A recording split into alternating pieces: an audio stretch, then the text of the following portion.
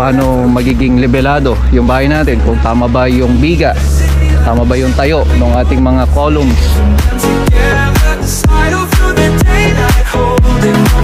hanggang sa pagpapatay ng poste at paglalagay ng asintada.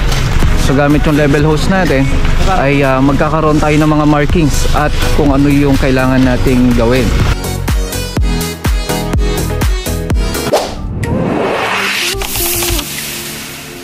Dreams take shape, we build it right. From walls to rooms, we bring your light. Every corner designed so true. The Allen Builders is here for you. Good morning, good morning. Yeah, dito tayo sa site. Hindi ko alam kung ano episode na tayo, pero yung ibang part ng video natin ay mapapanood nyo sa mga previous videos natin.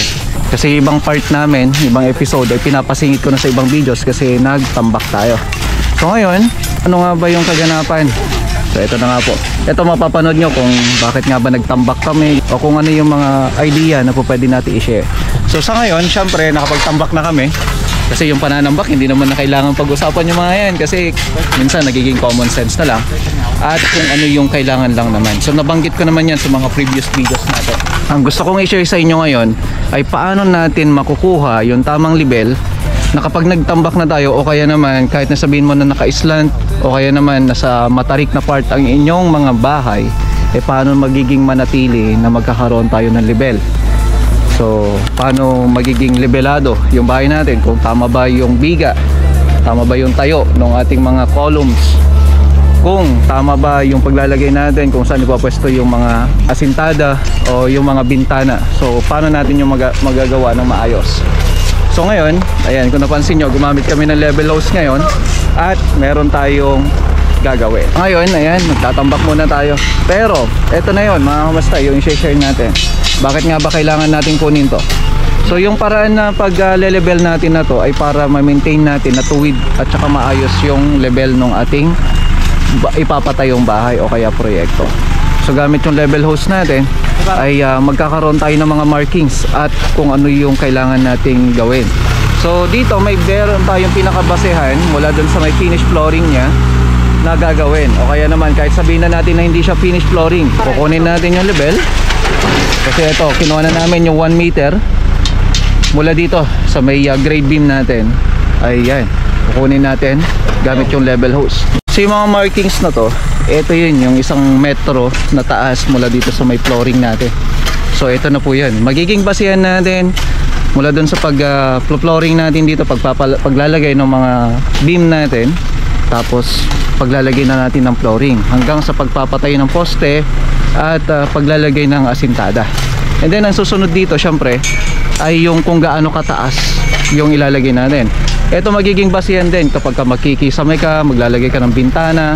So lahat ng mga yan mga kamasta, yan na yung magiging basihan natin. And also yung paglalagay natin ng level ng pintuan natin.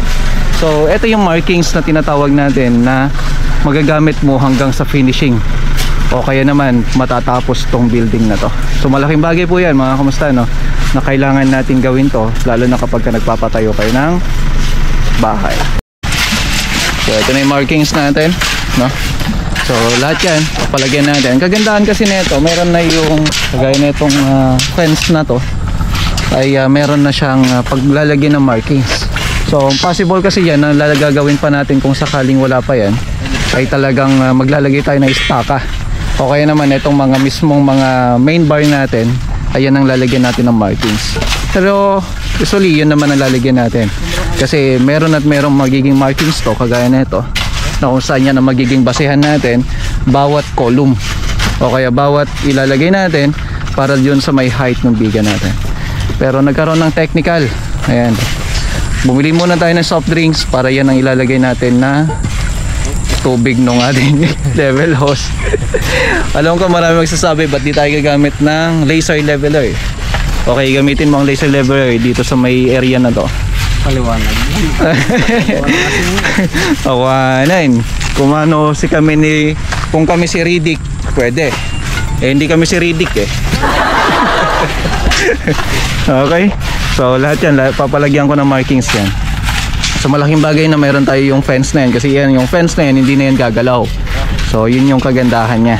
Kaya yan ang magiging marka natin sa lahat, mga kamusta, no? Para yan ang magiging basihan natin habang pinapatayo tong building na to. Hanggang may patayo pa yan, nandyan pa lang yung markings na yan, no? So dyan mo makikita yung level at dyan ka magiging magbabase sa level ng ating papatayong building. So ngayon, mga kamusta, magpaporma na nga tayo dahil natapos na yung paglalining natin. Ngayon yung pagpoporma naman ang gagawin natin ngayon, kung saan yan na yung magiging level natin. So from formworks na yan na yung kumbaga yan tayo magsisimula dun sa level na kung saan magiging basihan natin para dun sa may flooring natin tsaka pag-aasinta natin. Okay, so dito naman usapang bakal tayo, mga kamusta. Ano nga ba yung mga ginawa natin dito from column and distribution ng sa mga stirrups natin para dun sa may biga natin. Okay, so dito mapapansin nyo yung hook natin ay nakababa lahat. Ayan. So para yung load nya ay nandito kasi nakapatong naman na to sa lupa. Okay, para at least kumbaga makakuha natin yung tamang lakas ng ating mga biga. So dito sa may part na to, ito yung pedestal natin, mga kamusta, na kung saan ito yung papatungan ng ating biga ngayon, na kung saan ito naka-eskwala lahat from bottom up to top. Ito yung bottom natin, ito yung top, no? Mali ako ng turo. So dito sa may part na to, ito mga naka-offset to kasi may mga part tayo na kailangan i-consider na kung saan pagpapasukan natin dito sa may part na to ay kailangan naka-offset yan para hindi naman pilit o kaya naman nakabuka yung ating mga poste o kaya mga bakal natin. So dito, ito naglagay pa rin tayo ng ties. So ito yung tinatanong nga nila, kapag ka ties, pag sa naka-vertical, no? O kaya sa column natin. Pagka stirrups naman ay dito naman sa may horizontal part, no? Saan sa may biga natin. Okay? So dito sa may part na to, mga kamusta, yung distribution ng ating para dun sa may column ay sa may biga, mga kamusta, sorry, sa may biga natin ay 5 cm, ayan, tapos 5 10 cm, tapos 5 15 cm, and then the rest ay 20 cm na ho siya. So yung mga distribution na yan ay syempre as per plan, yan po yung ginawa natin dito. So dito naman ay syempre meron tayong mga stirrups dyan. So may mga ties pa rin ho tayo dito na kung saan ito ay nakadistribute based dun sa may pagsusukat natin ng bakal o kaya sa may ties natin. Okay, so yung top bar natin tatlong 16mm, bottom bar naman natin ay naka tatlong 16mm din ho yan. So ang finish niya na 30 cm by 25 cm. So lahat po yan, sa palibot po yan. So yan po yung ginagawa ng tropa ngayon. Okay, ayan. So ito pinalinisan na namin. Kagandahan dito, nakapatong na dito yung ating biga. So lahat po yan, ito. So may continuity to, buo yan, mga kamusta. And then yung sa gitna, wall footing na po yun. So yun po yung sinusunod natin dito. So top bars muna bago tayo maglagay ng mga stirrups natin, and then yung sa may bottom bar para hindi mahirapan. So ito mga to, naka-eskwala to. Yan, halos na sa 15 cm, no? Para ma-meet natin yung saktong paglalagay natin pag nagkasalubong yung bottom at saka yung top bar natin. Okay? So dito, konti na lang at makakapag buhos na tayo kung sakali. So ito, i-compact pa natin yung ibang part, kaya meron pa kaming natitirang, sabihin na natin mga ilang porsyento ng mga buhangin na pang compact namin dyan. Okay, so gamit natin yung pang forma dito, ayan, yung Suntech PP plastic board. So buo po yan. Yan ang kaganda niya, kahit paulit-ulit natin gagamitin yan. 30 to 50 times mo siyang pwedeng gamitin. Tumigil na yung ulan, no?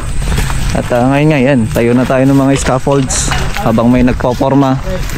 Yan, kailangan tuwid yan. Kung hindi, papauwiin na natin si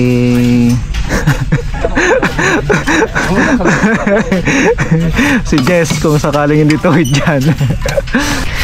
Okay, so pinapalabas natin ito para sa mga biga, no? Para dire-diretso na. Dati nga, yan nga bubuka yata. Boleh mas? Paday. Okay, so tapos ka agad dito. And then, ayun naman, tapos doon. Matatapos yan hanggang mamaya. The end of time.